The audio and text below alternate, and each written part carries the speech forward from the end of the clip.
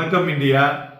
இந்திய பங்குச் சந்தைகள் ஞாயிற்றுக்கிழமை ஸ்பெஷல் ட்ரேடிங் செஷனில் பார்த்தோம்னா ஒரு ஷார்ப்பாக வீழ்ச்சியை தழுவினது என்று சொல்லலாம். இன்றைய தினம் ஹை 25,440. அவங்க அம்மையார் பட்ஜெட் பேசி முடித்த பிறகு 12:30 மணிக்கு டுடேஸ் லோ 24,572. க்ளோசிங்கில் பார்த்தீங்கன்னா 495 புள்ளிகள் குறைந்து 24,825 முடிவடைந்திருக்கிறது.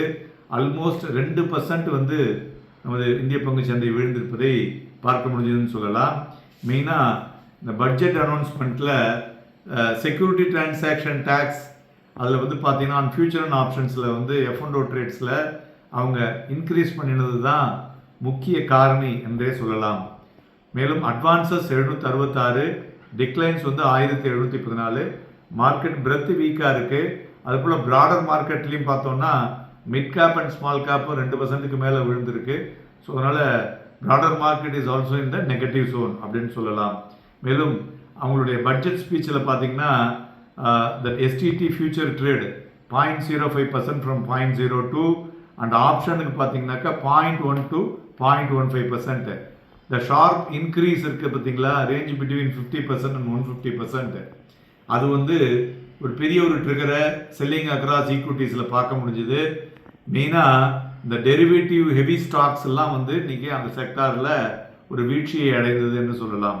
மேலும் ஒரு massive erosion and investor wealth அப்படிங்கிற மாதிரி ஒரு நோஷனல் வெல்த்தில் வந்திருக்கிறதை பார்க்க முடிஞ்சது. ப்ராடர் மார்க்கெட் ஹெவி ப்ரெஷர் இன்னைக்கு ரிஸ்க் சென்டிமெண்ட் டெட்டரேட் பண்ணியிருக்குன்னே சொல்லலாம். ஸோ மேலும் துறைகளை பார்க்கும் பொழுது இன்னைக்கு ஒன்லி ஐடி தான் பெட்டராக இருந்தது. PSU bank and metal and energy profit புக்கிங்கில் 5.5% 3% வரலையும் விழுந்திருக்கு. இண்டிவிஜுவல் ஸ்டாக்ஸில் Max healthcare, Wipro, TCS, Sun Pharma, Infosys இவையெல்லாம் ஏறிய பங்குகள். இறங்கினதில் Hindalco, State Bank of India, ONGC, Adani port, BEL இவையெல்லாம் இறங்கிய பங்குகள். நிஃப்டி ஃபியூச்சர் வால்யூம் பார்த்தோன்னா 1.44 crores. பேங்க் நிஃப்டி வால்யூமும் எபோவ் ஆவரேஜ், அதுவும் ஃபென்டாஸ்டிக்காக 18 லட்சத்துக்கு மேல் நடந்திருக்கு. ஸோ இந்த செக்ட்ரல் பர்ஃபார்மன்ஸையும் எல்லாவற்றையும் வைத்து பார்க்கும் பொழுது சந்தைகள் இந்த STT ஹைக்கை அக்செப்ட் பண்ணிக்கல அப்படிங்கிறது ரீட்டைல் இன்வெஸ்டர்னுடைய சைக்காலஜியிலிருந்து தெரிய முடிகிறது. இருந்தாலும் இவை ஒரு ஷார்ட் டேர்ம் ஃபினாமினால இது மாதிரி வீக் ஆனாலும் ஒரு லாங் டேர்முக்கு ஸ்டெடியாக இருக்கக்கூடும் என்று எதிர்பார்க்கலாம். ஏன்னா நிறைய ஃபாரின் இன்ஸ்டிடியூஷனல் இன்வெஸ்டர்ஸ் தவிர நம்மளுடைய இந்திய வாழ் வெளிநாட்டில் இருக்கிற மக்களுடைய லிமிட்டை இன்க்ரீஸ் பண்ணியிருக்காங்க. கிஃப்ட் சிட்டியில் 10 வருஷத்துலேருந்து 20 வருஷம் டேக்ஸ் ஹாலிடே இது மாதிரி நிறைய சில மாற்றங்கள்லாம் இருக்கிறதுனால அதனுடைய இம்பேக்டு ஃபுல்லாக பேப்பரை படிச்சுட்டு அதுக்கப்புறம் மக்கள் உள்ளே வருவாங்க.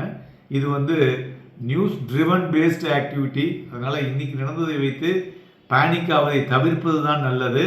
ஸோ இந்த லெவலில் பார்க்கும் பொழுது மார்க்கெட் சப்போர்ட் லெவலில் மேலே வந்திருக்கு. பட் இருந்தாலும் இந்த 25,150க்கு மேலே போனால் தான் மார்க்கெட்டில் ஒரு பெட்டர் மூவ்மெண்ட் கிடைக்கக்கூடும் என்று எதிர்பார்க்கலாம்.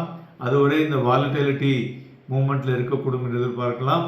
நாளை தினம் நாம் எல்லாவற்றையும் பற்றி நம்மளுடைய ரீல்ஸ் மற்றும் சிறப்பு பதிவில் பேச இருக்கிறோம். இணைந்திருங்கள். நன்றி, வணக்கம்.